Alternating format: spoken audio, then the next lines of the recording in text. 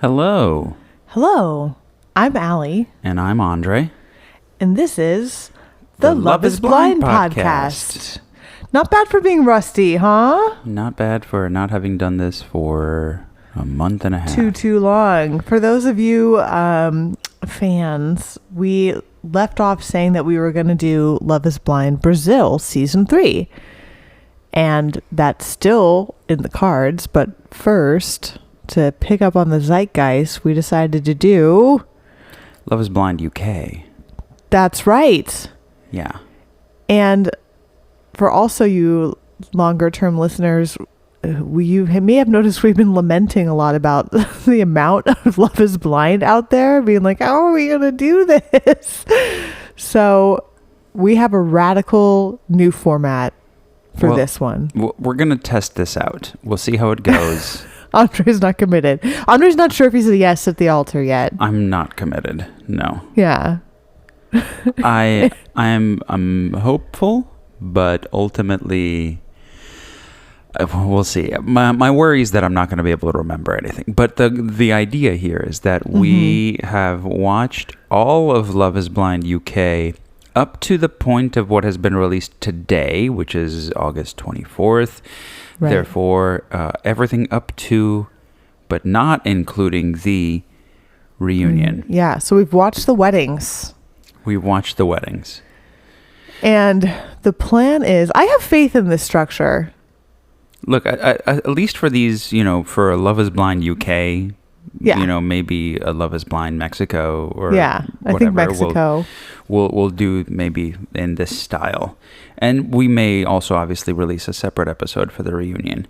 But the Love is Blind US, we're going to I'm standing by. We're going to keep doing one episode at a time because that's more interesting. Yeah, I'm into that. And hopefully it's not like you wake up and there's 5 new seasons of Love is Blind waiting for you in different parts of the world. Yeah. So I hope that's not too Americentric. Is that a word? It's pretty Americentric, but we are American. I mean, you are. Oh, that's true. Ooh, that's dark. true. I am American. You're American. I am not. Anyway, yes. This is throwing us all off because normally here we'd say, hey, this is the description of the episode. And also we'd ask people to follow us. I think that actually happens a lot of the times after the description of the episode. Oh, really? Okay. Yeah, we usually we're saying like, this is episode 10. This is the description. Also, before we dive in, like us, subscribe. It's been so long. We could both be making things up. But as long as we're on the same page about it, then I think we're okay. And I appreciate your perspective. And I love being on the same page with you. Aww. So, whatever that page might be, let's be on it. Well, at any rate, we don't have an episode description because we're doing the whole season. So we might as well jump right into, if you like us, please leave us a 5-star review.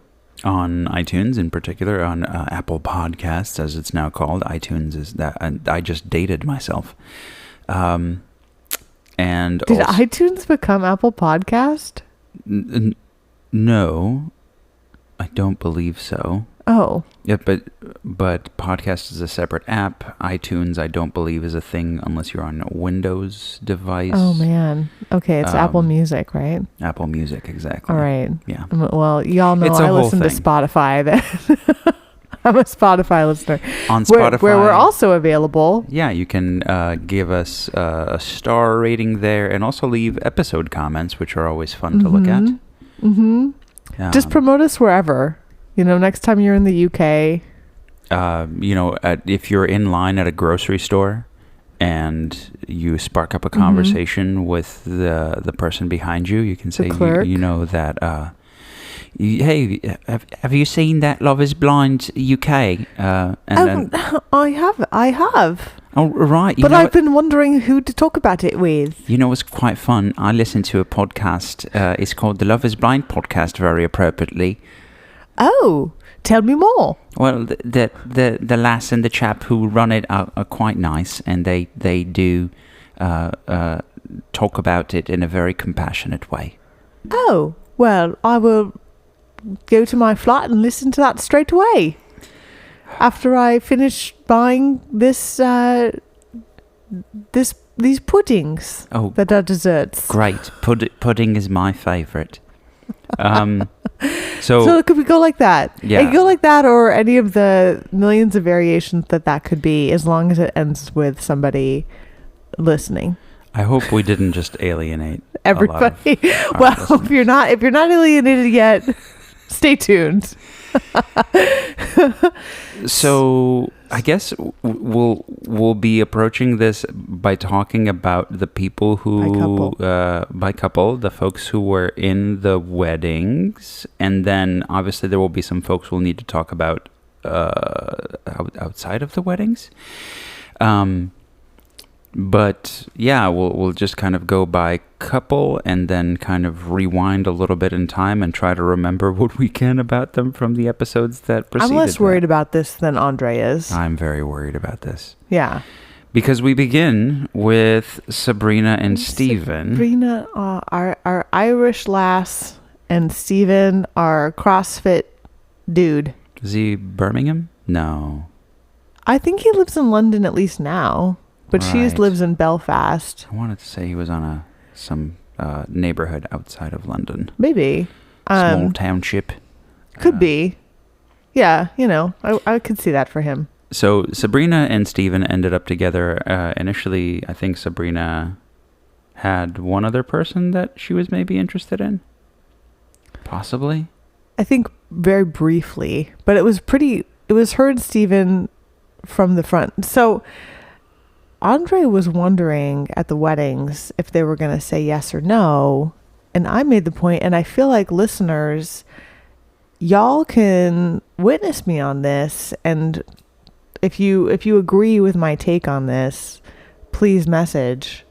I always believe the first couple that gets engaged on any Love is Blind is the season's chosen couple that is painted in a very good light. Maybe there's a small fight here or there, but they're the ones that you're like, okay, they're gonna get married, right? If I think back to who it was, I mean, we just had Chrisley and Rasmus. I'm remembering Brett and Tiffany, and I'm remembering Brennan and Alexa. Who was it on season 6? You are great at names. That's all I'm going to say to that. All I'm saying is that the first couple that gets engaged is the chosen couple always gets married. I believe you. Yeah, because you were wondering if they were gonna say yes. That doesn't mean that. Hey, I can live in suspense. I can suspend my disbelief and wonder how the movie will turn out. I don't know. I've never seen this movie before, so. Okay. I want to live in the moment and believe that there's still a chance that one of them will say no or yes. All right. But they did both say yes. I'm meta understand. I'm bringing in my meta game knowledge. I'm also. That's a D&D term. I don't think it's a D&D. Oh, totally. It totally is. I mean, it's used in D&D. Okay. Yeah. But my metafiction class from college would disagree that it's specifically a D&D term. That's where I know it from. But everything, lined up in the sense that they were already, even before the altar, talking about how they were really good for each other. And honestly, throughout the process, I think we didn't get a whole lot of them. We didn't get a whole lot of drama from them. And the biggest thing that we would latch onto from time to time was the fact that Sabrina constantly called Steven an idiot. Oh yeah, that was a rough dynamic. Yeah, you're such an idiot. And I get that she was saying it to be cute and like a nickname also, but every time it rubbed us the wrong way. Yeah. I mean, I don't even know if it rubbed me the wrong way as much as like, whoa, that's your dynamic. That's how you approach somebody that you're in love with, is that you just call them an idiot? I know. Do you think that? So you're giving off being rubbed the wrong way vibes.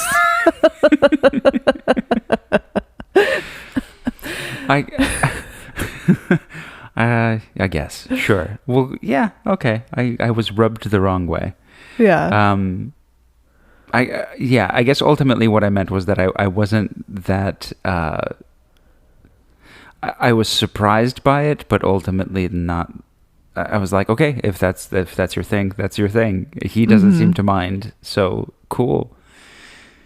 Yeah, it seemed to work for them, although I do wonder if really he minded more than he let on. I mean, he didn't give any indication that he did. I just, it's hard for me to think that somebody would not feel some kind of something in that situation. But whatever, maybe we'll find out on the reunion that that's changed. But like, as far as the drama with them, there's only two real things I'm recalling. One is she lives in Belfast, and where are they going to live, which I don't know how dramatic that is, since it was like she would love the idea of leaving Belfast. Yeah, they both seemed very open to moving, and they both seemed kind of, from her perspective, I think she does marketing, so she was saying that, well, look, I can do marketing in London, and then from his perspective, he was like, I own a CrossFit gym, so I could just CrossFit elsewhere, I guess, is what he was implying. I think the plan was that she would move to London longer term, but maybe short term he would go back and forth, because I don't think he's very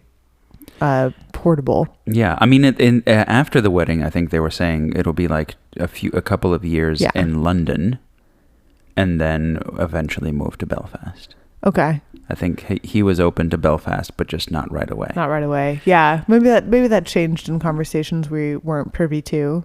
But yeah, if you're a gym owner, you kind of got to be there. Maybe long term he opens up a gym in Belfast. Yeah. But yeah, so I mean, that was there for them, but I wouldn't say it was really drama. I'd say there was a disagreement in the pods about, well, not disagreement. There was a question mark of, he really wanted kids, and she was like, I'm not sure, and maybe. And I have to say, like, they kind of got over that one real quick. Yeah, they moved past it real fast. But I don't know, like, her final response was something like, I'm still ambivalent, but it's not a no. And he was like, all right, I'll take it. I mean, and I was like, wait a second, but you're a definite yes, and she's still kind of a maybe. Is she the one who asked, are you open to adoption or fostering? And he said, yeah. I'd consider it, and that seemed to kind of that seemed to ease her mind. Yes, that came up with her and Demi and Ollie, but for different reasons. Yeah. Right. Yeah. So, I guess, but I don't know. I feel like for many couples, that's a more there was something about it with just like,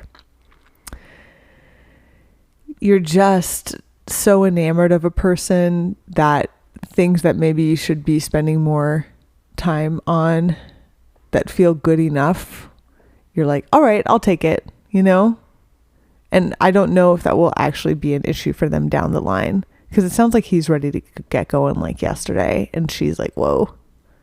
Yeah. So we'll see. I mean, it feels like they'll work it out. But I did notice that it was like a huge thing that couples talk about for a long time. That was just like, all right, well, on to the next thing. But Right. Yeah, I mean, look, if it got resolved to his satisfaction, I guess that's okay.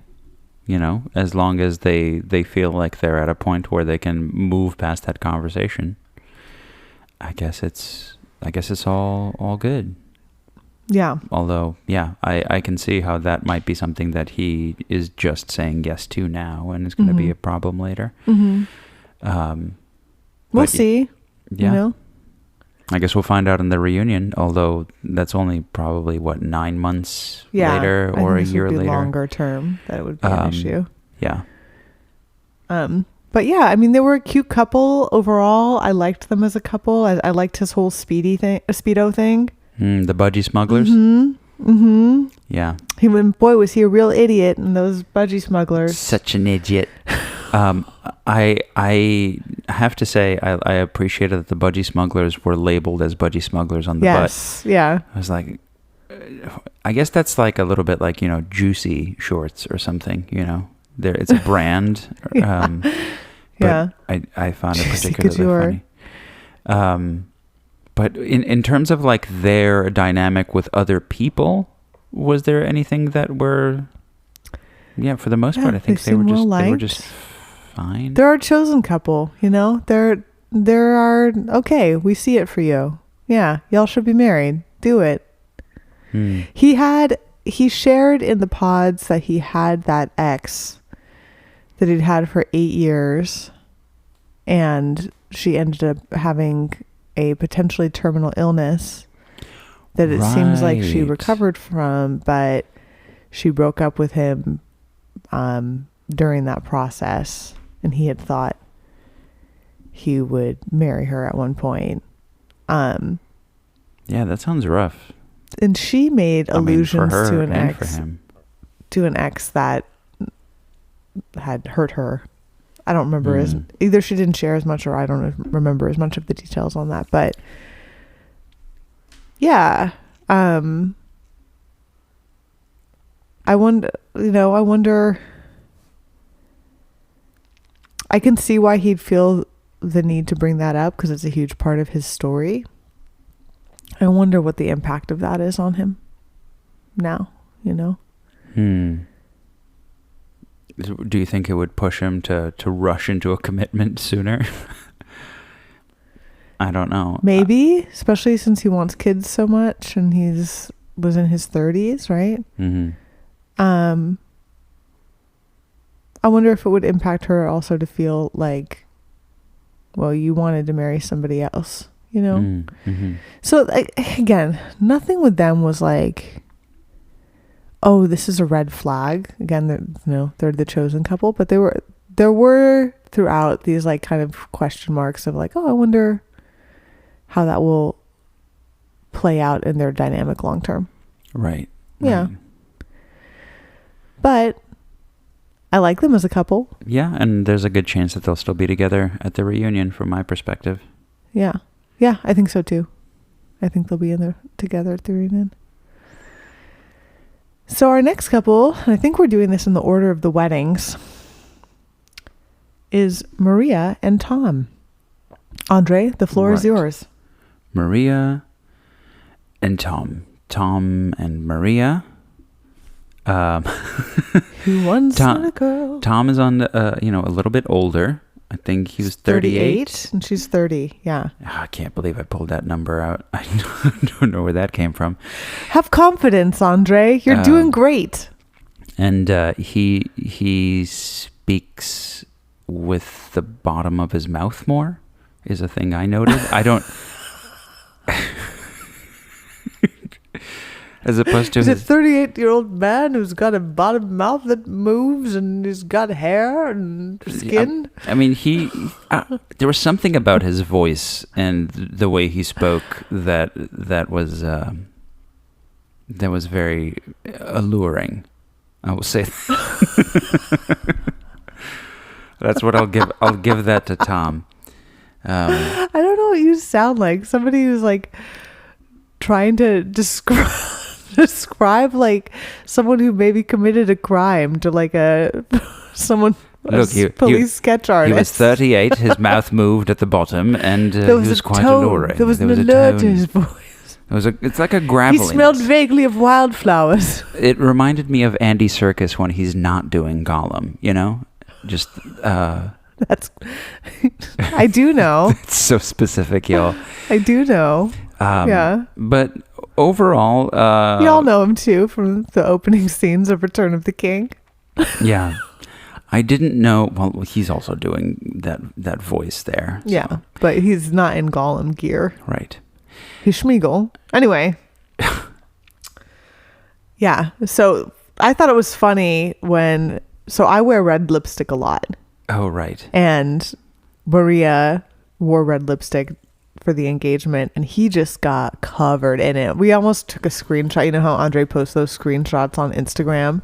And maybe you'll go back and do it. I don't know. Maybe I will. But he was pretty painted. funny. I mean, let's put it this way. He looked for the drop he of this looked good in lipstick. It was just a little bit messy lipstick because it was not only just on his lips, but it was all over his chin and all over his mouth. Yeah.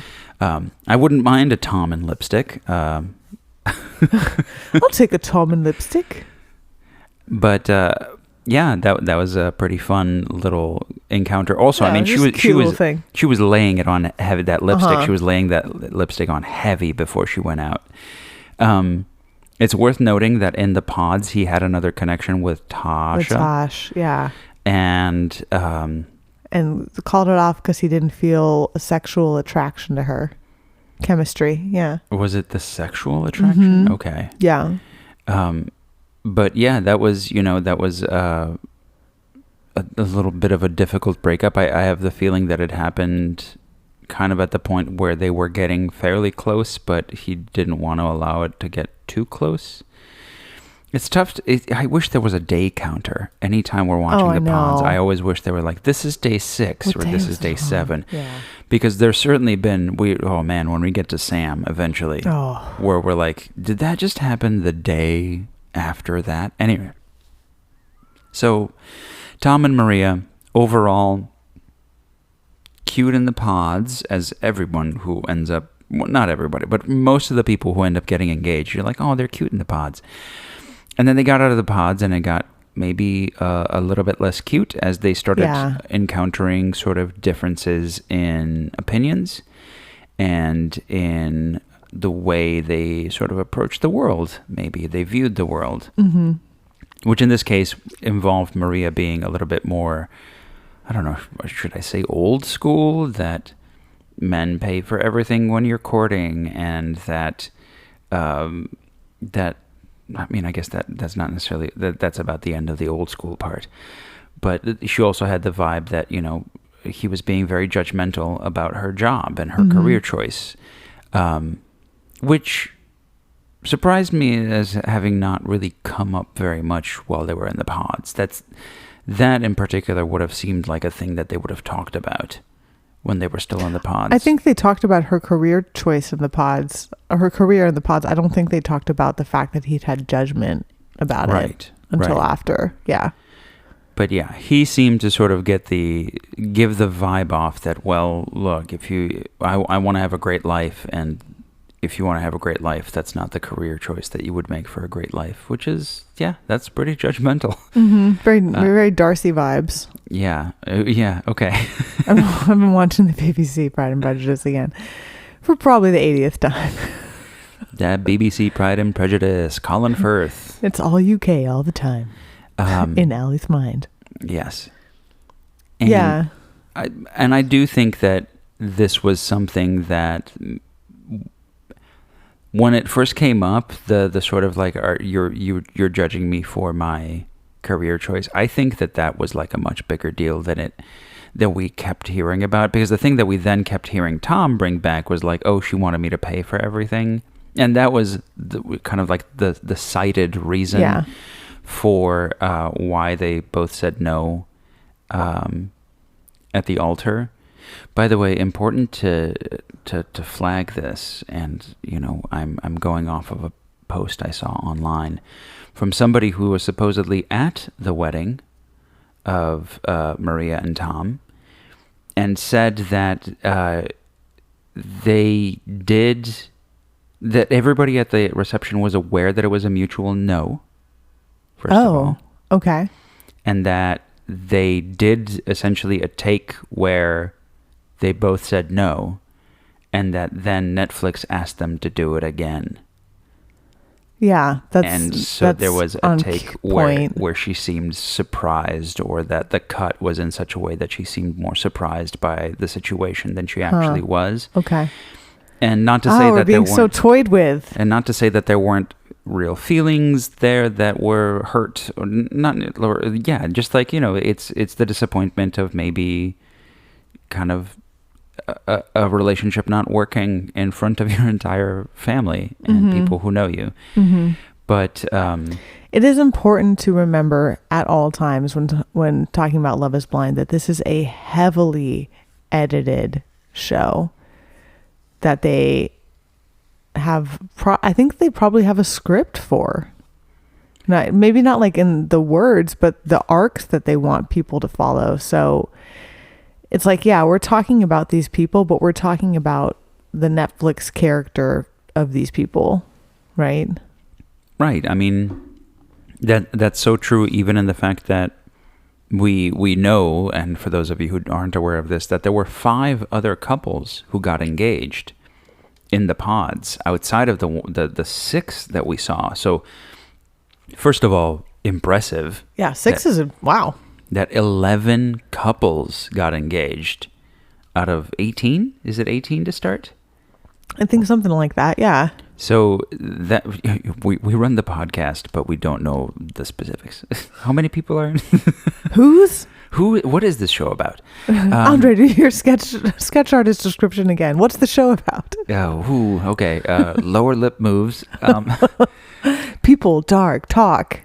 But yeah, that's my caveman description. There's certainly an arc. There's producers. They want to have an arc for every story, and if the thing that they're trying to accomplish isn't being really met by the quote unquote performance, aka people just being themselves, they may request a second take, it sounds like. Yeah, like with Kenneth and Brittany, or yeah. But yeah, overall, I honestly, I thought they were doing really well. I was like, for example, I was really touched by how Maria's mom, Fatima, was like really supportive of him, and was like, well, look, I'm gonna call you son, and like I want you to think of me as family. And so yeah, that was really touching. And also I then wonder how much maybe the family wasn't quite in on their decision to say no ultimately.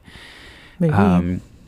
But yeah, it was nice to see him in the context of her family, and being supportive of Maria's sister. I have to admit, I'm still a little bit conflicted about the moment in the kitchen where Maria's sister starts talking about their dad who passed away, and she starts crying, and then there's like this awkward reach out for him to like touch her shoulder. Oh, yeah. And I was like, I guess that's supportive, but there was a part of me that was just like, it's also a little awkward.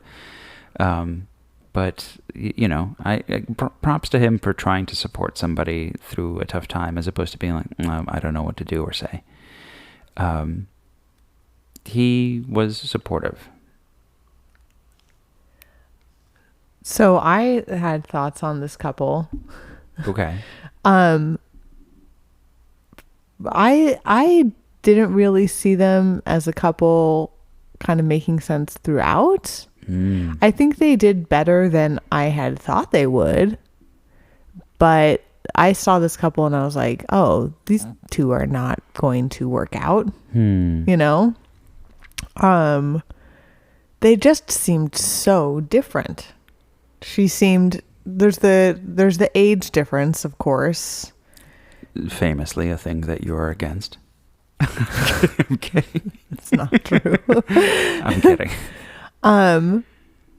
Slander. I believe love comes in many forms. There was also the huge cultural difference where she's, Islamic and seems very traditional. Muslim. Yeah. I wondered how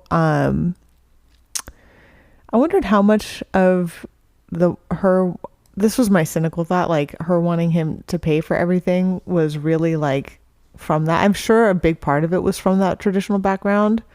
Part of it was also, in my mind, like he just probably makes a lot more money than she does, Right. And so yeah, I don't think that works for Tom. I don't, it's a judgment about her career, but also like, I think he's a little tight with his money, and he doesn't want to have to do that. He seems like a kind of closed off person, or at least the image that we're being presented. It was noteworthy to me that his mom didn't come. And right. That made me think, oh, he's got some, I'm guessing he's never been to therapy. I don't know. It just made me think like he's a person who's kind of an avoidant type, Right. And that, yeah. And that's not Maria at all. So I'm happy that they didn't get married. It's interesting what you said about it both being a mutual no. And then them recutting it, because they were painting her in the scenes before as like, I'm ready, I'm here for it. Right. But yeah, not only that, but yeah, the comment very much implied that everybody in the audience knew it was going to be a mutual no. Yeah. So, yeah, well, that wasn't dramatic enough, I guess, right? Do you think we find out at the reunion that they've been dating? Tosh and Tom, or Maria and Tom? Well, I meant Maria and Tom, but I also want to ask about Tosh and Tom. I don't think Tosh and Tom would be dating. When they finally met up, I mean, I think Tosh says that she's still in love with him, which Maria, by the way, doesn't take well. I guess that makes sense, given that they're engaged and about to be married. But yeah, I didn't get the vibe that seeing him in person that Tosh still was into him, but maybe I'm also reading that wrong, Oh, I thought that she was still into him. Yeah. All right. Yeah. I think we'll find out that they tried to date and it didn't work out. Yeah. Right. Yeah, I think. Yeah, Tasha was nerdy and probably doesn't lead sexually first, and if that's what Tom is wanting, I think Tom doesn't know what he wants. I think he wants to be married, but he doesn't know, like in this vague way, he wants to be married, but he doesn't know what he actually wants. Yeah. I can see that. I think he wants to be married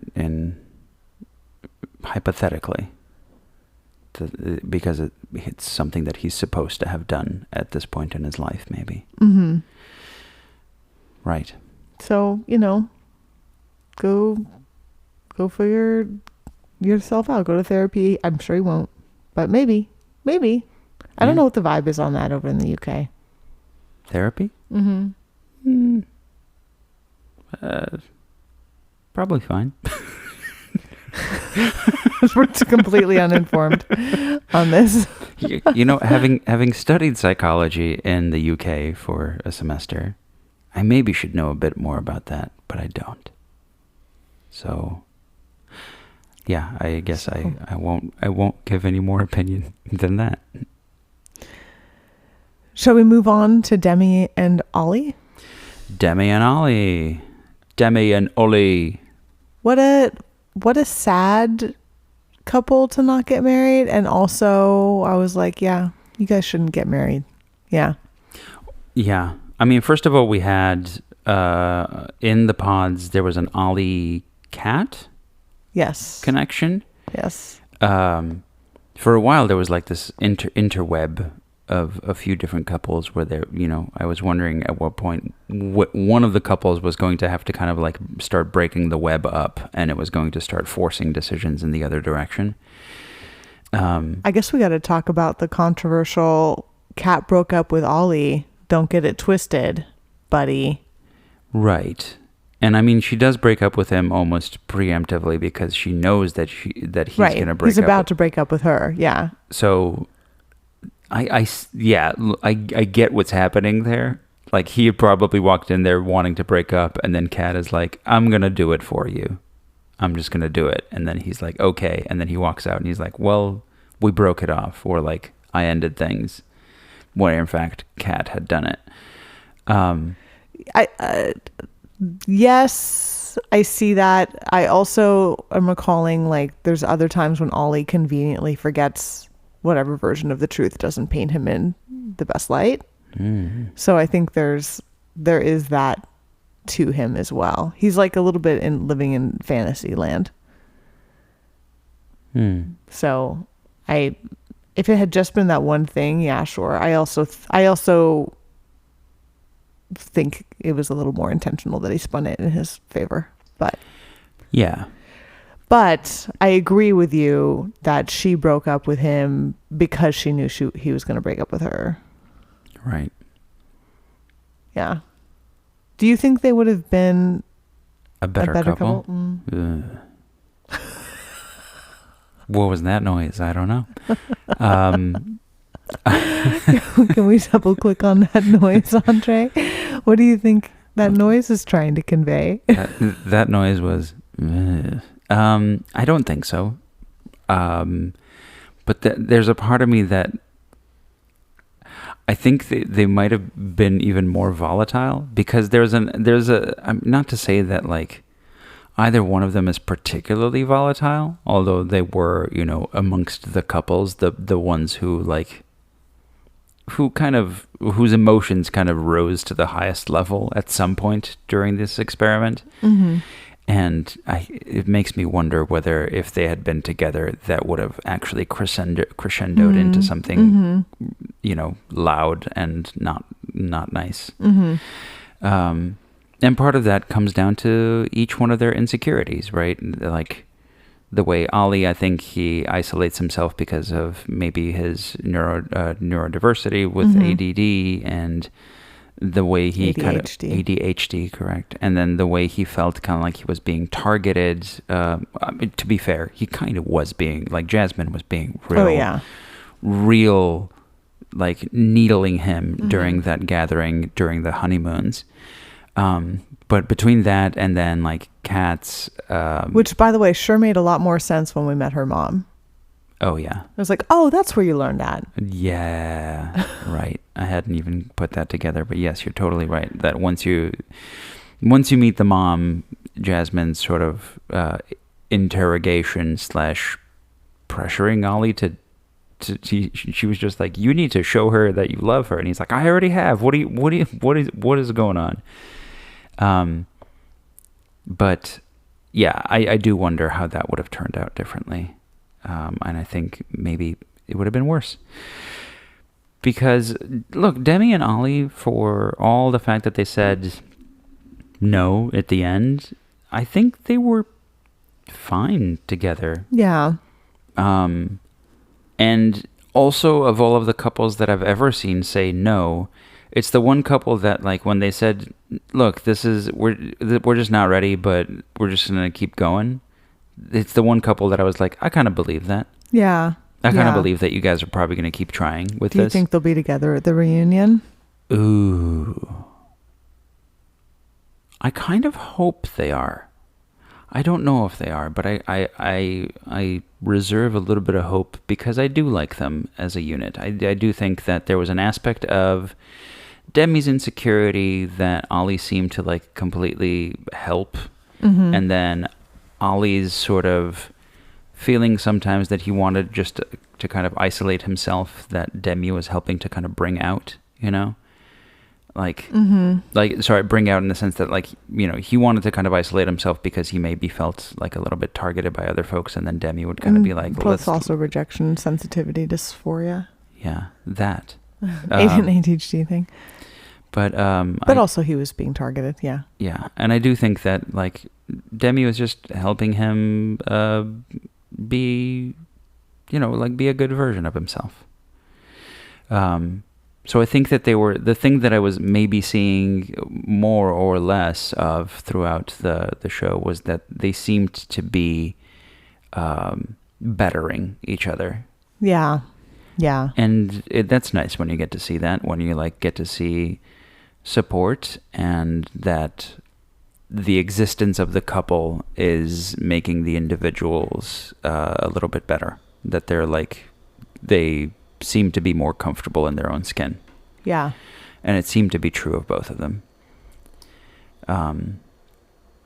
But yeah, how about that situation and the honeymoon? That was pretty intense. That we had this vibe where Demi initially, I think, felt a little bit of jealousy, and combined that with her insecurity, and was just having a hard time kind of expressing joy and happiness, when out in public. And a lot of her kind of talking heads were like, look, I feel good. I understand that this is not, I don't want to be feeling like this, but I am feeling like this.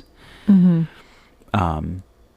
And that kind of led other people to say like, well, she doesn't look happy. So what's wrong? What is Ollie doing wrong? Mm-hmm.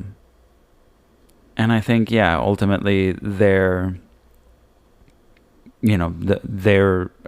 dynamic, or not dynamic, but their own sort of insecurities that they were dealing with made that experience a lot harder for them than maybe it should have or could have been, Like, I don't necessarily think that they walked away from that honeymoon experience being like, that was so much fun.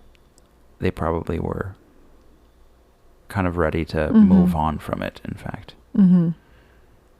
Which is unusual, Yeah, they seem to do better back home.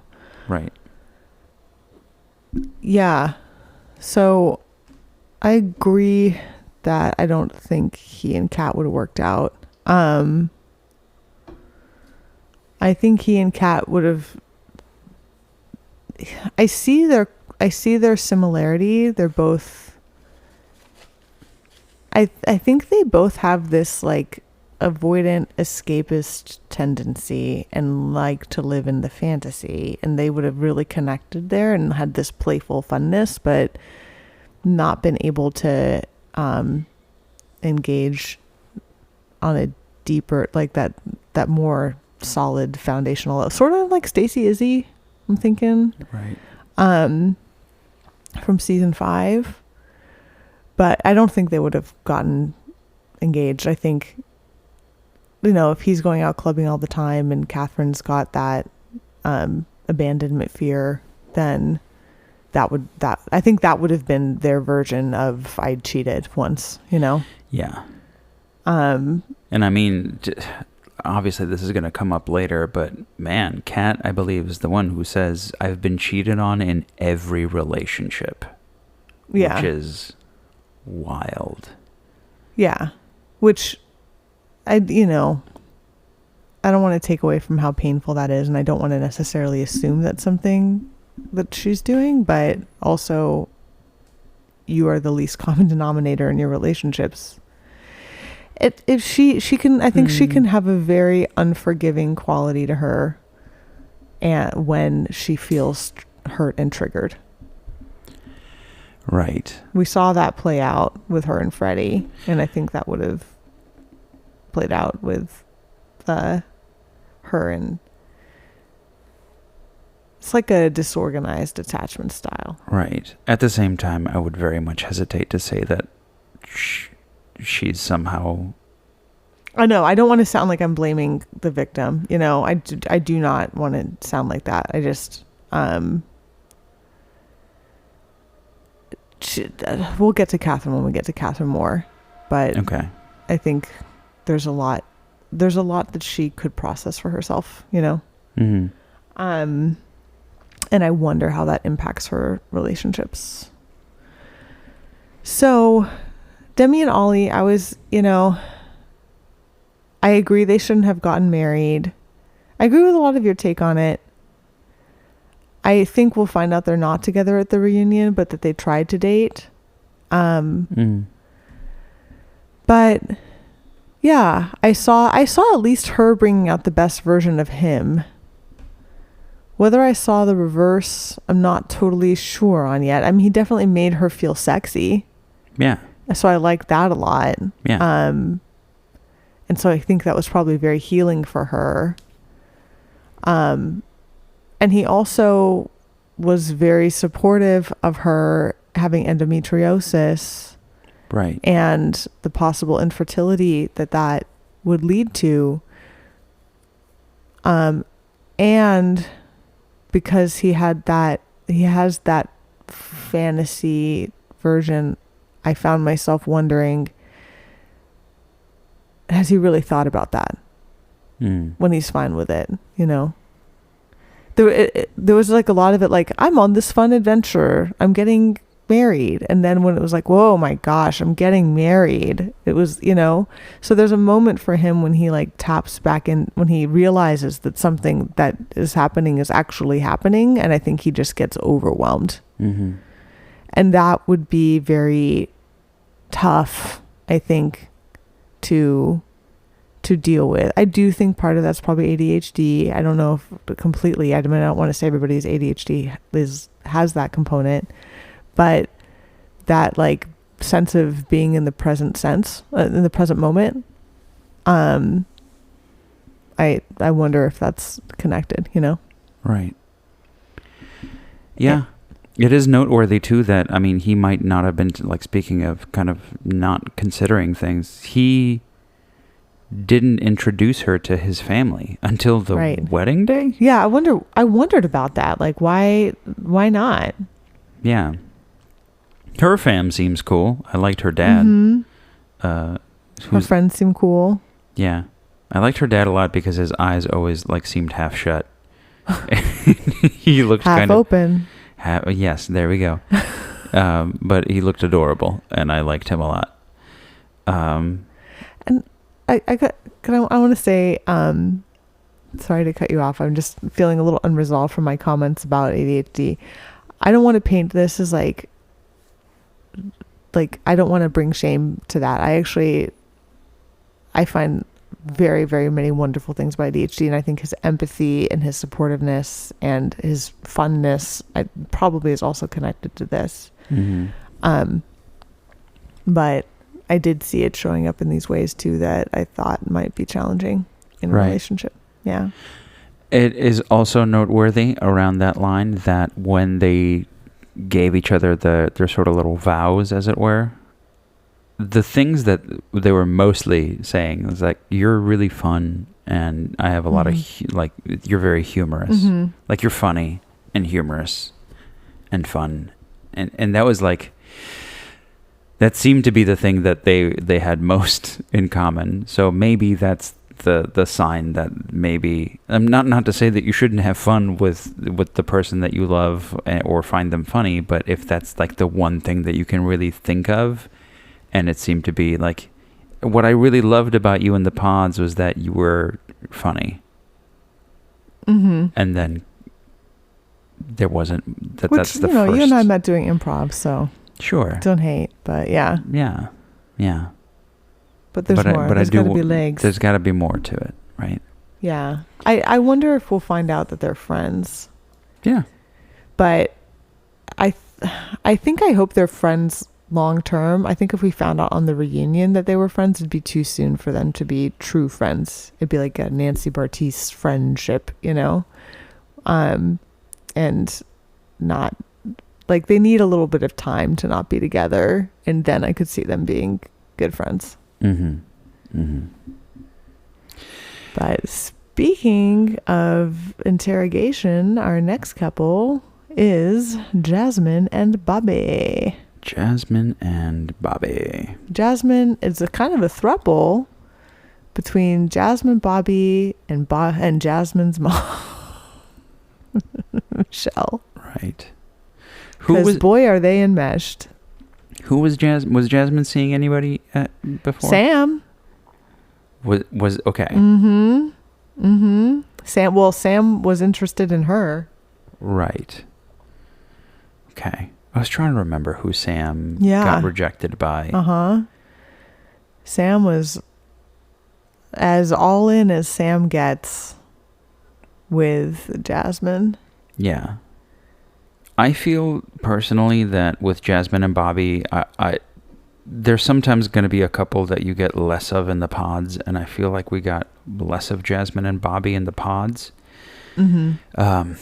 Gosh, at some point I had seen somewhere somebody had done, graphs of screen time for each one of the couples. I think it was in season 5 of Love is Blind US. But I would love to see one of those graphs for the UK. Because I do think that maybe Jasmine and Bobby got less of it up front because maybe there was less going on. But then, oh boy, once they met each other's families, or really what we're talking about here is just meeting Jasmine's mom. That was a fascinating encounter. Oh, yeah. Well, as far as Jasmine and Sam, she had her feelers up being like, this guy is sus, very fake. Yeah. And I think that was spot on. I think we'll have more to say about Sam when we talk about Nicole and Benaya, but her spidey sense was up right away with him, and that I think is on point. And I found myself wondering if, like, is that because you're a mental health nurse? I had to look up what a mental health nurse was. I was like, what is that? Yeah, our UK listeners, you got to tell us more. Yeah, tell me more about that profession. I'm interested in that. Yeah. But yeah, it is interesting that she spotted him as fake, and that's the weird thing about Sam too, is that I also had some of that feeling, and I couldn't put my finger on why. And she, everybody, like several people, I believe, said, you keep saying all of the right things. Yeah. And I don't know if I believe any of them. And, we have the benefit of seeing his face. So maybe we're getting a little bit of like a sign from the way his body is moving or the way his face looks. And maybe that's giving me a little bit of a hint as to why I might not trust him. But I am shocked by the people who were able to get a read on him just by hearing his voice. Mm-hmm. And to kind of go, I think he's not, that he's putting on a front.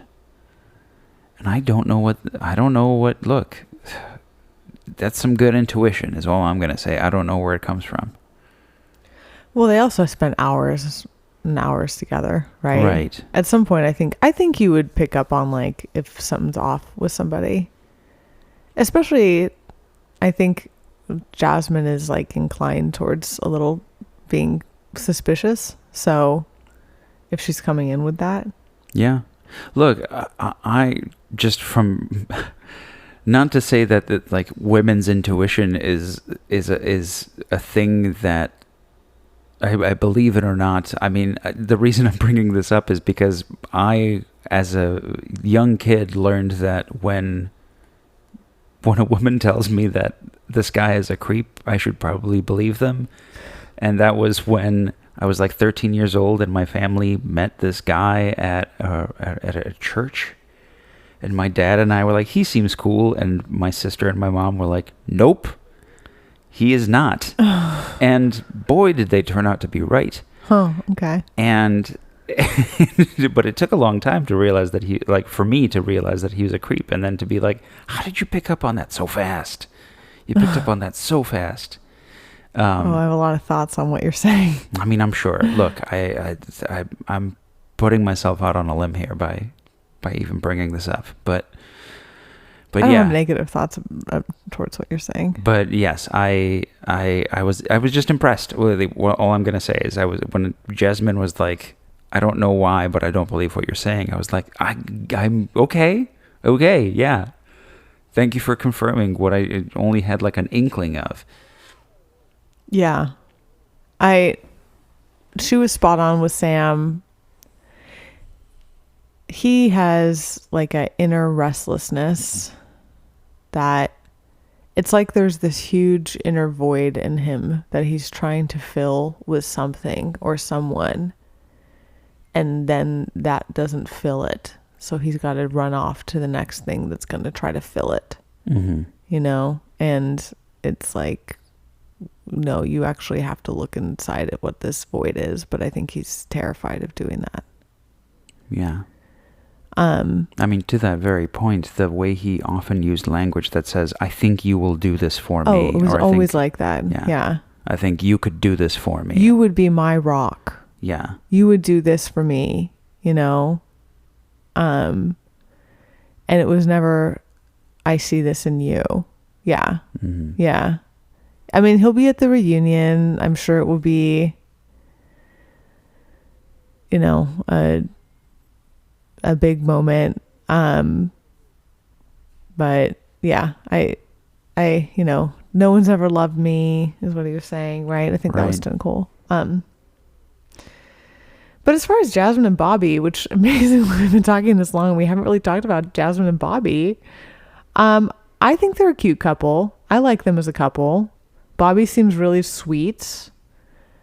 Jasmine seems to trust him. Right.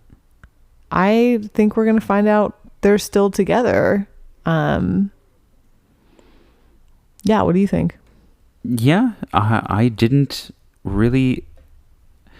I feel like I have probably the least to say about them. And maybe that's reflecting the fact that I thought that they weren't showcased very much. But yeah, I think that they are a good couple. I think that if they're able to also, through this relationship, maybe unstick Jasmine from her mom a little bit, that would be a good thing for Jasmine. Because, look, when you think of somebody who is like a parent, who's like a helicopter parent or like a very involved parent, even into your late age, I had never really... Jasmine's mom was like, whoa, okay. Yeah, they're very enmeshed. Yeah, like the definition of that, to be like, you feel the way I want you to feel. You tell me everything. And when they were like, no, but I think we should have some things that are to us, she was like, no, I think you should tell me everything. I think you should not have secrets from me. I think you should always tell me everything. And that was really messed up.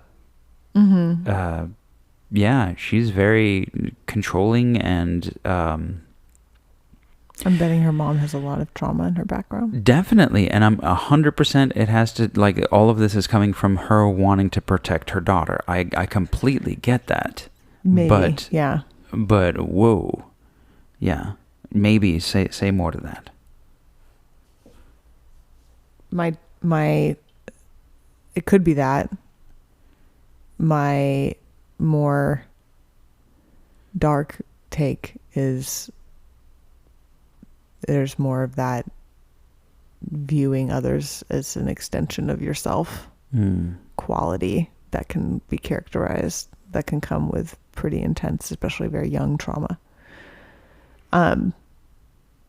Like refusing to see her daughter as separate from herself. So it just sort of depends. You know, we don't know enough about their histories, and again, highly edited, highly edited. Cannot overstate that. But yeah, and Jasmine was in a really tough spot with it. Like there was, you know, again, not totally sure what a mental health nurse is. It seems like it's someone from my Google. It looks like it's somebody who's like a nurse primarily, but focused on like helping mental health clients. I don't know. UK listeners, catch me up on this. But anyway, there's some draw in her towards the mental health field.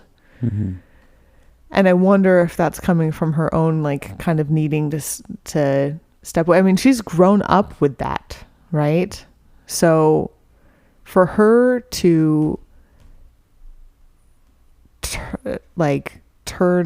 say no to her mom is like a fundamental attachment,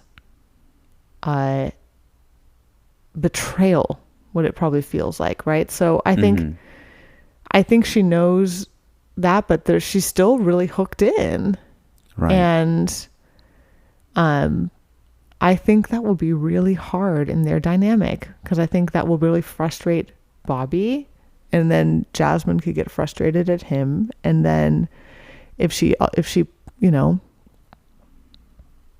is too strong against her mom, then what comes up for her is that, like, the reason I think a person would stay so connected to a mom like that is because the alternative would feel like abandonment, especially if her mom did anything kind of punitive when Jasmine would try to step out on her own, which Right. it sounds like she did. And that might be like an actual punishment or like an emotional withdrawal or something. So it's like either Jasmine's choices are either extreme enmeshment or profound abandonment. And now if she's stepping away from her mom, I mean, the connection with Bobby's great, but I don't know if it's as powerful enough to make up for the profound abandonment feeling, you know? Right. So I just worry about that. I hope it's not insurmountable. I hope that they get support, but I feel for them all, you know? Mm-hmm. Mm-hmm. Yeah, I don't know that. No, that makes sense. I mean, though, there's at least the small glimmer of hope that it seemed as though Jasmine's mom is a little bit more accepting of Bobby at the wedding, but that doesn't mean in any way that she's going to relinquish the control that she's expecting out of the relationship. Mm-hmm. So there's this like almost like a false hope that I got where I was like, oh, but now she looks okay. And then I was like, yeah, but that doesn't mean anything about the things that actually scared us, which are that I think she's going to try to be involved in all of their lives all the time. Mm-hmm. Or maybe there are times she needs Jasmine to think she's okay with it, so Jasmine continues to open up to her. Right. You know, Yeah. there's a whole lot there we can't even begin to understand in the snippets we got with the editing we got, but lots of concerns. But that apart, I'm into Jasmine and Bobby, and I just hope that Jasmine and Bobby are enough. Yeah. You know, and maybe her mom's right that Bobby's career is going to be an issue for them. Right.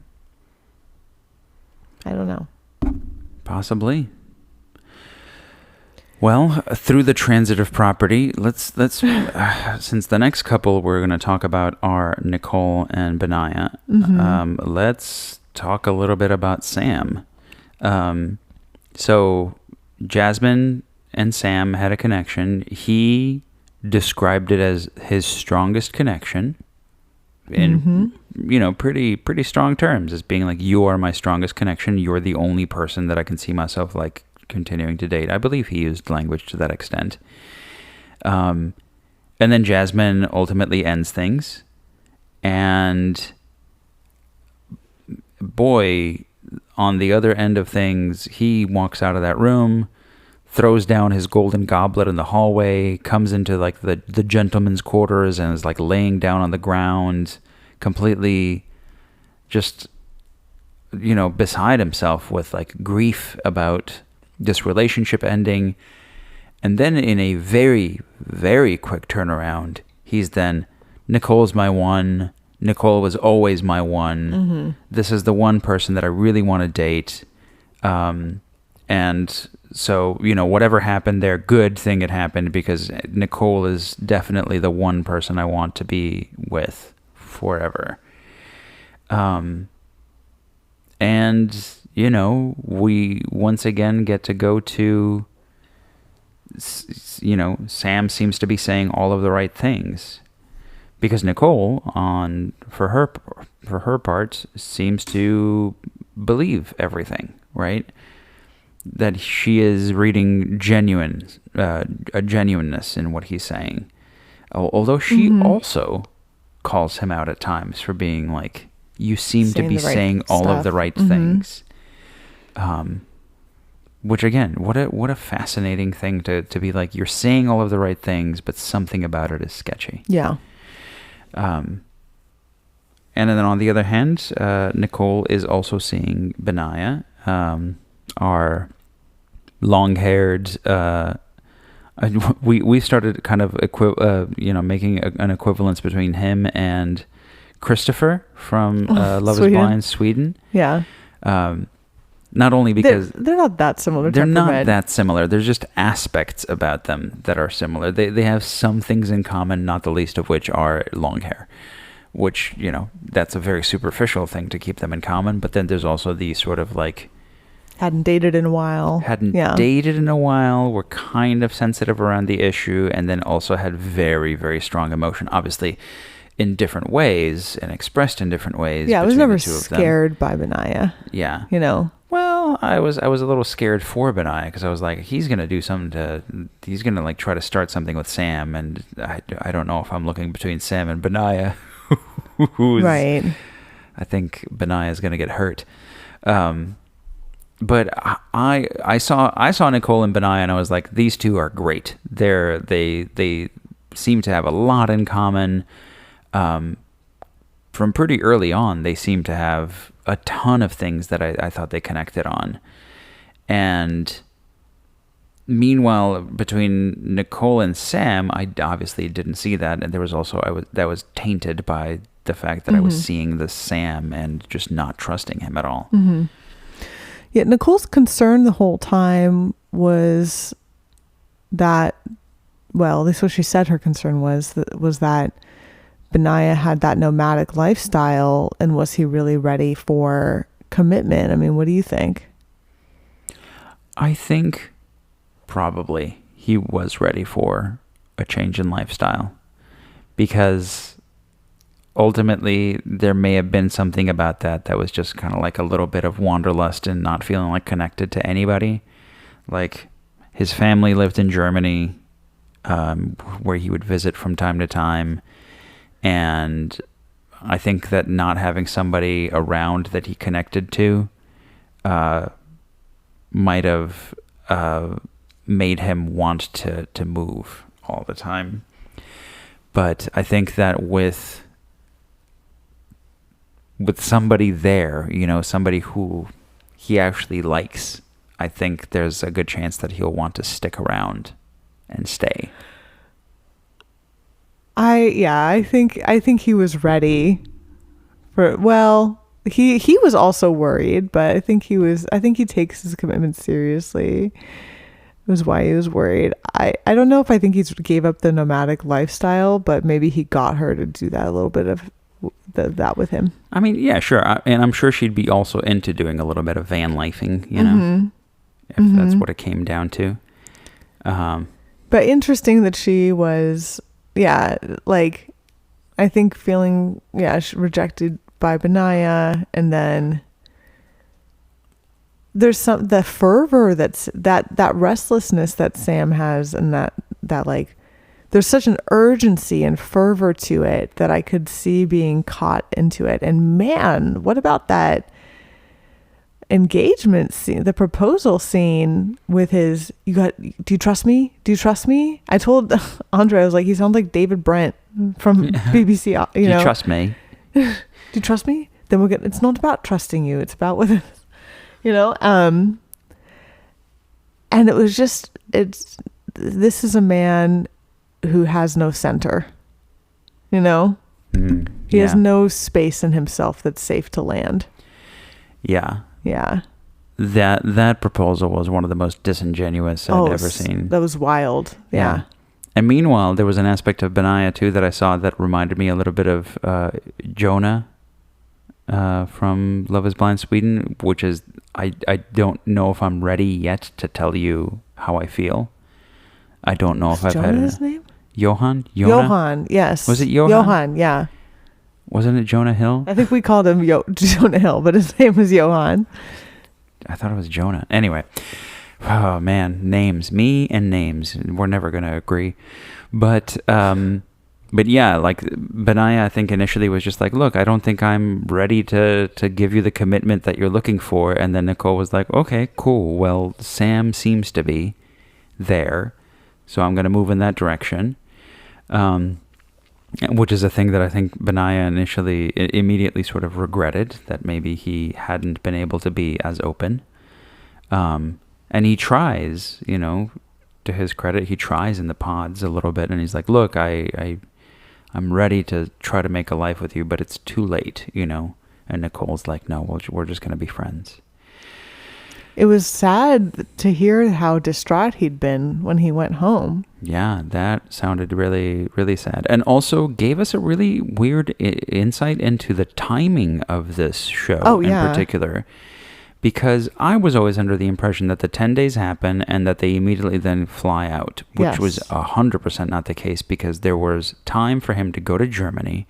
There was time for Nicole to hang out with Sam at his place. Yes. Which is something that we get confirmed both by Sam and Nicole eventually, like when they're talking. Like, Nicole does kind of say that, yes, like, you know, like she's agreeing with him when they're talking later on about them having had like a night together. And Nicole ultimately ends up breaking this off with Sam after their proposal and after this mystery number of nights that they had together. And so much so that, you know, after Benaya and Nicole meet up and he proposes, they're there on the first day, seemingly, of the honeymoon with everybody else. They come well, maybe not the first day, because I think they have the first night together as individual couples, and then the second night is when they do the group hang. Got it. But right. Yeah, so pretty early. So maybe they just get one night. That before they flew out.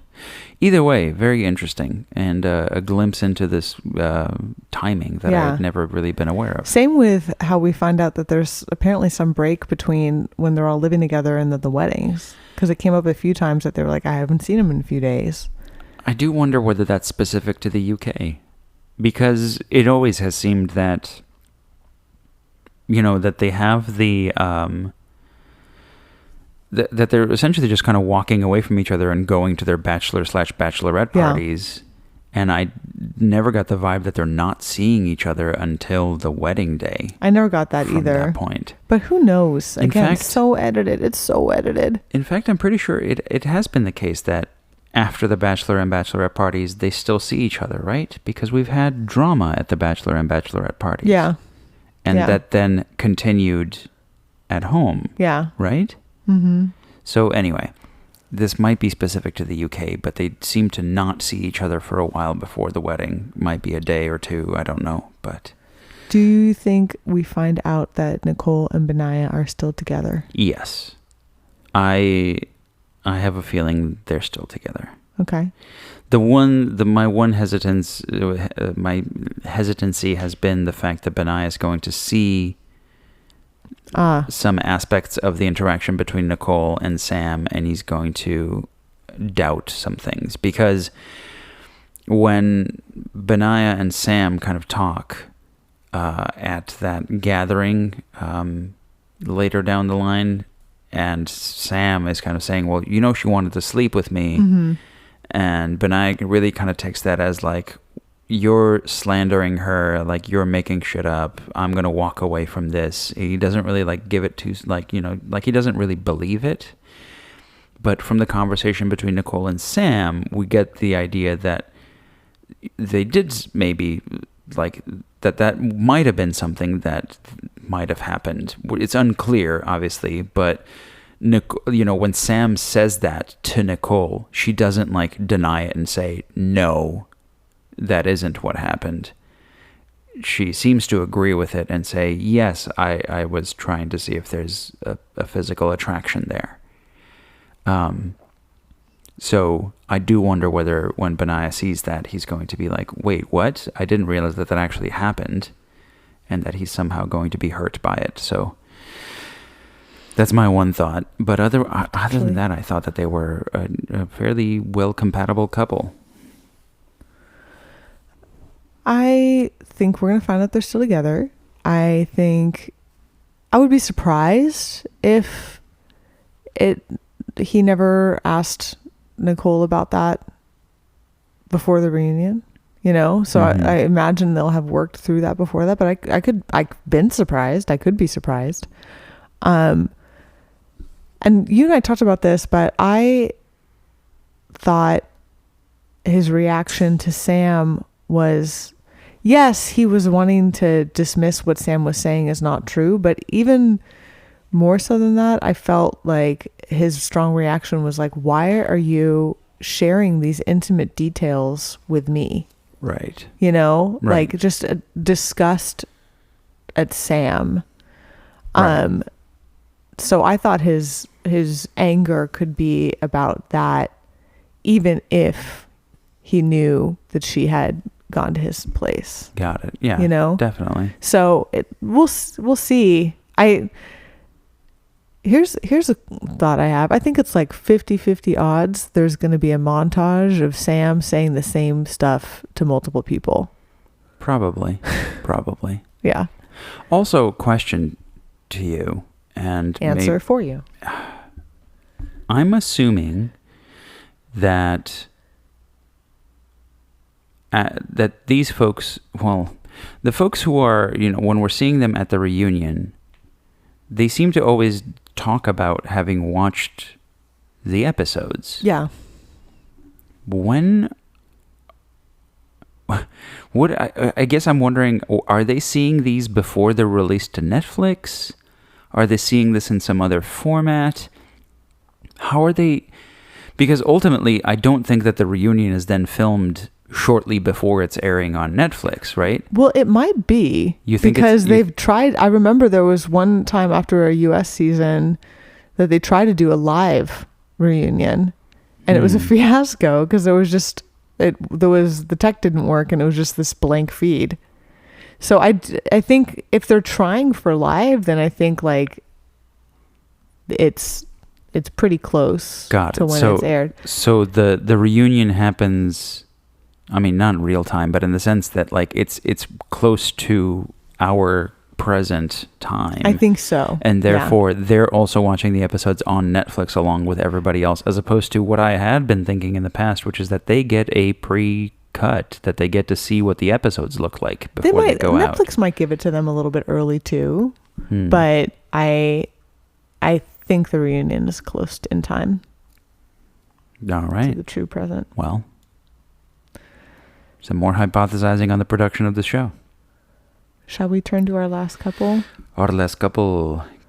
Catherine and Freddie. Catherine and Freddie. Which, Freddie, if you're listening to this, Andre and I have talked about it, and we have decided that you're more than welcome to join us in a throuple relationship.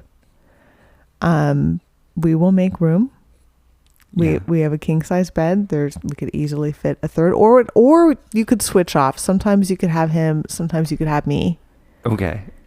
I mean, I certainly hear you. Sometimes we'll have each other, obviously, Freddie. But you know, if let's talk about whatever arrangement we want to be there for you. We just really want to show up for you in your time of need. So I will say you have really latched on to this particular idea really strongly. I don't fully have Andre's consent, but I'll get it. And well, I haven't fully disagreed because have you seen Freddie? Have you all seen Freddie?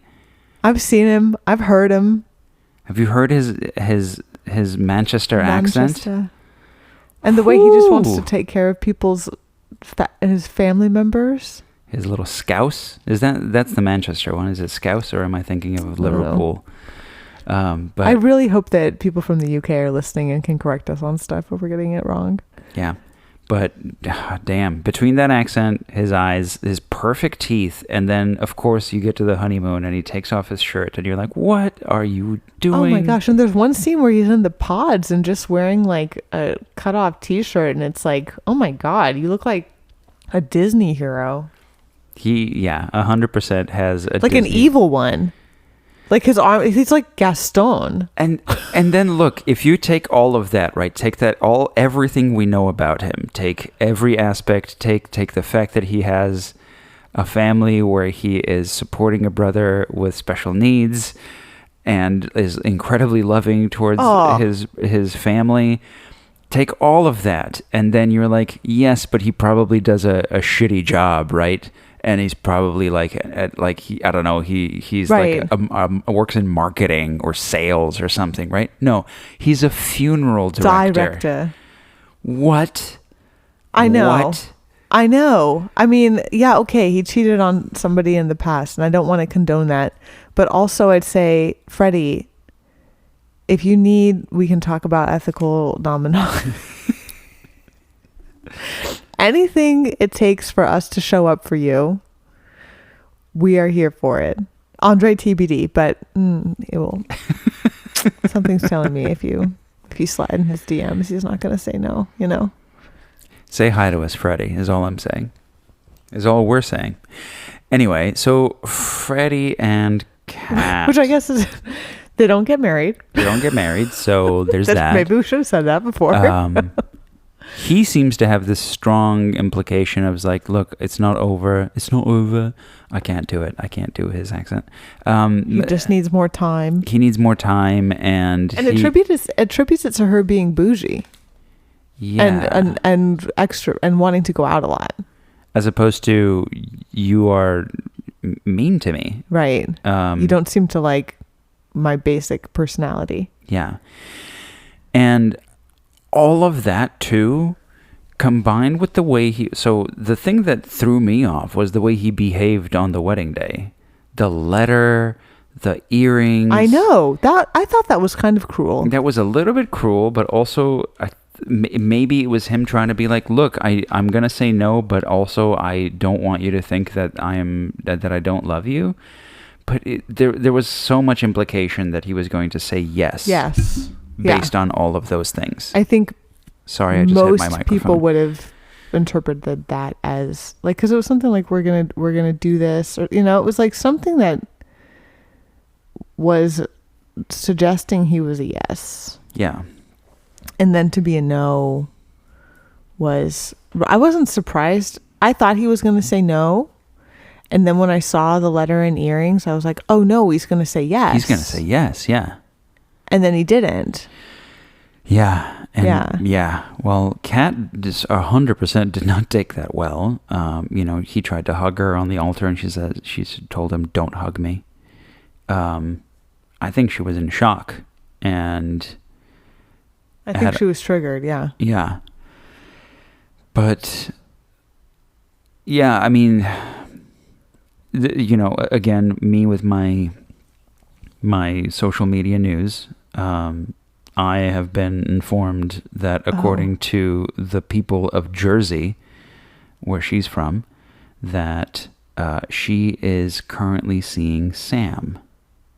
Okay. Oh, I guess we will see Sam at the reunion then. Yeah. And there seems to have been a lot of indications that is what's happening. Do you think that means that she and Freddie tried to date at all? I don't think she gave him a chance. I don't know if she was able to recover from the wedding thing. I think she probably stayed upset with him, and it just wouldn't have worked. Maybe they tried to see each other at once, and I think she was just too upset with him, I'm guessing. Maybe. I do see a more disorganized attachment style, and I do. So if she was in the more anxious side of that, then I think she would have. It's like how, when he came to hug her at the end, like not at the altar, but in the bedroom after, or the room after, she wants him to be there. Yeah, I even saw that play out throughout. Like, she felt triggered by finding out he had cheated in the past. I think a lot of her intolerance of him was her still being in that state. Mm-hmm. But then when he started to pull away, then she became really all invested in again, Yeah. And like, why we got to get married. I'm all about. So I see that as the attachment style stuff. So it's not, I'm more inclined towards what you're saying, Andre. I'm more inclined towards they didn't date. but it wouldn't shock me if they'd gone on a date or two and then she was back in her rejecting mode. Yeah. And he was like not into it. Yeah.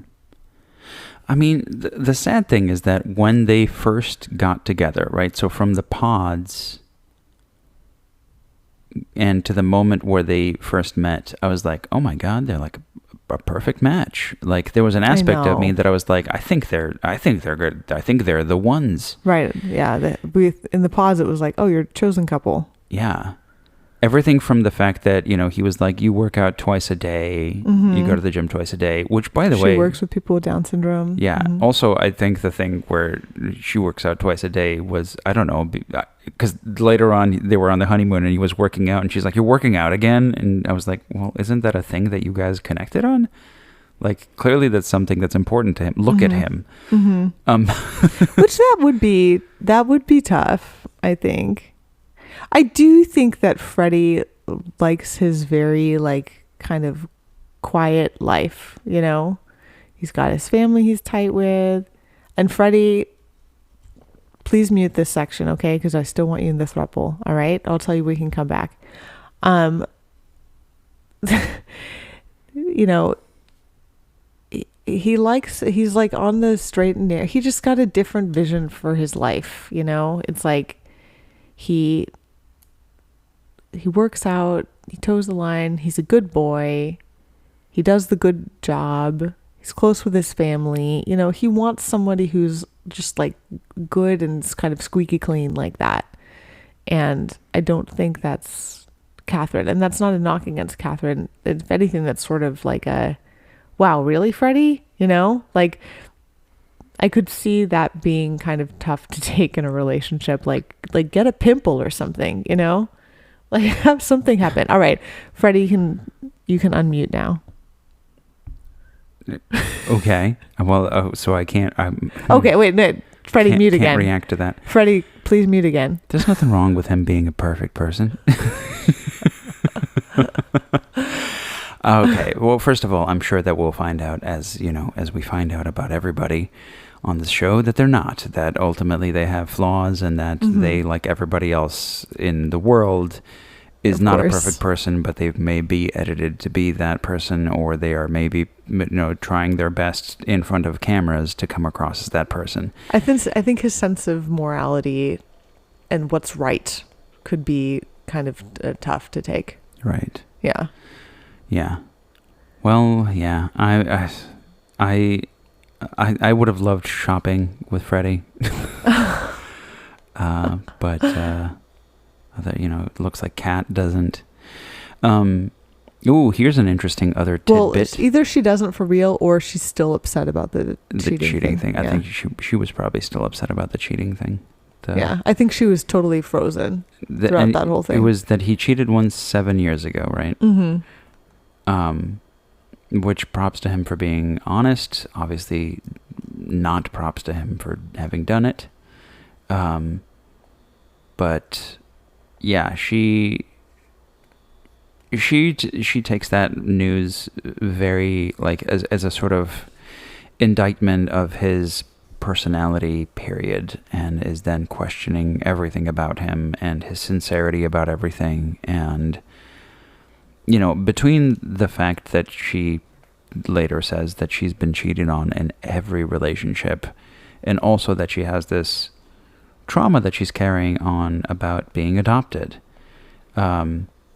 that seems to be almost like a defining... It's a huge part of her narrative. Yeah. It's a defining feature of her life. And not to say that being adopted can't be a defining feature of one's life, but it's something that I don't think she has addressed in a way that has been healthy, and instead she continues to just... It's governing her life. Yes. Yeah. Can I put one asterisk to that? I think it's not only that she was adopted, it sounds like she was also bullied about it. So right. I think that when she talks about it now, and maybe she's not in touch with it being about the bullying too, because she always talks about it as being adopted, but I do think it's the two. Anyway, please continue. Yeah. Well, no, I think there was really not much more to say other than I think that she was incredibly triggered by his statement, his sort of like admission of having cheated on a partner previously, and she could not square that with him being somebody that she would then spend her time with. And as a result, I think if she had reacted differently, it might have been the case that Freddie might have actually said yes in the end. Mm-hmm. Because I think ultimately what broke this relationship was that she could not get out of the cycle of just thinking negative about him, Mm-hmm. and being so in her head about this that jokes that he was making were that he was being inappropriate by being jokey all the time, or that like because he wasn't. He was danger. Yeah. Yeah. Because he wasn't living her emotional reality, right? So her emotional reality during that time was we're going through a really hard time. And his emotional reality was I'm going to make it better. We're in a couple and we're trying to like have a good time and like be happy together. So I'm going to like act like I would, which is be happy and try to like make, feel good between the two of us. Yeah. And she was not in a place to receive that. She was still emotionally processing this thing that, that he admitted to her days earlier. And not to say that you can't have time to process the things that you need, but the reason why she was taking so much time to process these things was because she hasn't done her own processing on her own trauma of the past, So yeah, is that our thoughts on the couples? Well, I have one more thing to say. The prenup. Okay, maybe Freddie can't unmute yet. No, he can unmute. He can unmute? Okay. He can unmute. So Freddie mentions at one point that he wants a prenup, which is, first of all, fair. Also, I was talking to Allie at one point. I was like, I would be surprised if Netflix doesn't force everybody to have a prenup, because I feel like it would maybe... whatever insurance company is backing this probably would be like, you should get them all to sign a prenup too. Just because they would have less risk, maybe, I would think, as a company, as a production company. I think they probably have a clause that you can't sue Netflix about it, but... Sure. Yeah. Well, yeah. Anyway, so I found it, first of all, not very surprising that anybody would ask for a prenup in a situation like this where you've known somebody for 40 days and are getting married. Because you don't necessarily know how things are going to end up, and that would be a pretty wild thing then, that, to Freddie's point, like, you would then be entitled to half of my things, and I don't know about anything about you, like, to the extent of like, what are your finances like, etc. So I think that was a reasonable request. Obviously Kat does not, but news from the social media world. I just, before recording this, saw a post by Kat. It was a video recording of her where she was being asked what is something that was filmed that didn't make it to the air, or I believe like something that like you wish other people had seen, something along those lines. And she said that when he asked for a prenup, she asked for a taping to be paused because she didn't know what a prenup was. That she then had her friends later on were reacting to it, and she was like swayed a little bit by them, but that after she actually understood what it was, and this was much after the filming, after she got a better idea of what it was, she was like, 100% he should get a prenup. Oh, okay. And she was like, I fully agreed with the fact that that's a thing that we should have, and of course, stuff should go to his sister because I don't know him. He doesn't know me.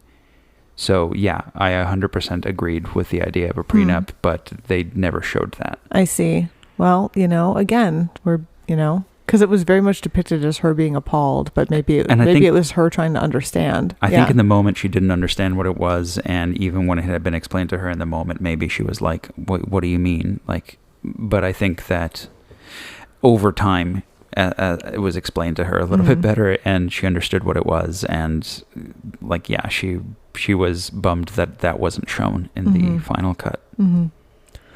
So a little bit of news in there. So final thoughts. Did you like the season? I liked the UK. It was paced differently, I thought. That was my vibe, and I think,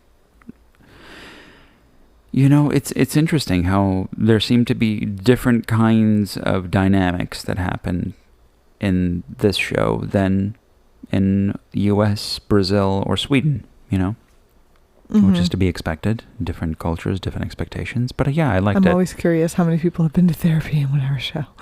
Yeah. Or how much it's even talked about. It wasn't even, in season 6 of US, they talked about it a lot. And yeah.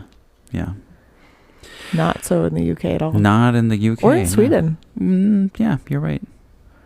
But yeah, I liked it. I liked the UK quite a bit.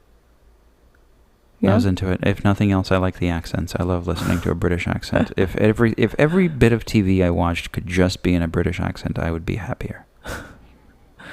Okay. Yeah. That's my thought. All right. What are your thoughts? I overall liked the season 2. I always like it when there's a lot of yeses. And we got, I think, half the couples saying yes. So I liked that. And even like the couple, there wasn't like awful drama, Yeah. There was like, there's the I will call them characters. I was like, I'm going to say characters, and then I stopped myself, but like really they are Netflix characters because we don't know how that much they resemble their true people. But like of the villains that I can recall in Love is Blind, like I don't feel like Sam is there, like I didn't dislike him as much as I disliked Uche or Sergio or Bartiz or Valmir, like I can't believe you said Uche's name. Oh God. Oh, I hope he doesn't find me. What a wild statement. Well, that's what happened when they would say, whose name. Yeah, so there was no one like that. And I'm into that. And I liked the couples that got together. So good season. Yeah. Yeah. Yeah. All right. The reunion's Monday. We're going to try to do an ep. Maybe a quick ep since we've debriefed on all the couples. But who knows what's going to come up in that reunion. After that. And yeah, please sponsor us. Please sponsor us. I think we, as we're realizing now, having done this for, almost 9 months now we've been doing this, we have to reach out to people. We can't just say sponsor us. When a loyal fan reach out on a raft. But please follow us on Instagram, like us, give us 5-star reviews. Interact with us. We love that. Yeah. Listen on Spotify. Play it in the background while you're doing other things just to get laundry. Yeah. Play it on mute. I don't care. Just to get those plays up. Yeah. Fold laundry to this podcast. We should have called the podcast that. The Folding Laundry Love is Blind podcast. Fold your laundry while you listen to this Love is Blind podcast. Get some petals, rose petals. Mm-hmm. Mm-hmm. And come on. Let's dissect this show together. Let's dissect this show on NPR. On the Love is Blind podcast. With Allie and Andre. All right, y'all. Have a good day, night, evening. Bye.